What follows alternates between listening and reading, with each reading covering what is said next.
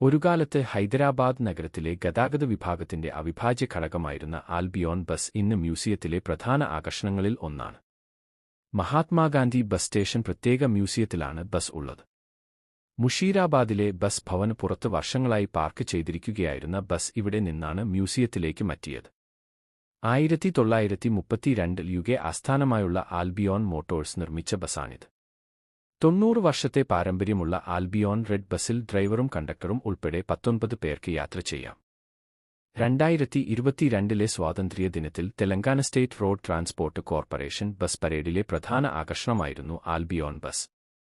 കഴിഞ്ഞ വർഷം ഉപ്പളിലെ TSRTC zonal വർക്ക്ഷോപ്പിൽ എത്തിച്ച് ബസിൽ ചില മാറ്റങ്ങൾ വരുത്തിയിരുന്നു. 1932 Naisam state rail and road transport department അവതരിപ്പിച്ച 27 ബസുകളുടെ കൂട്ടത്തിലാണ് ഈ ബസും ഇന്ത്യയിലെത്തിയത്. നന്ദേഡ് റൂട്ടിലാണ് ബസ് ഓടിയിരുന്നത്. ഹൈദരാബാദിന്റെ സമ്പന്നമായ ഗതാഗത ചരിത്രത്തെ പ്രതിനിധീകരിക്കുന്ന ഒന്നാണ് ബസ്. പഴയ ഹൈദരാബാദ് സംസ്ഥാനത്തിന്റെ കാലത്ത് റെയിൽവേയുടെ കീഴിലാണ് റോഡ് ഗതാഗത വിഭാഗവും പ്രവർത്തിച്ചിരുന്നത്. 166 പേർ ഇവിടെ ജോലി ചെയ്തിരുന്നു.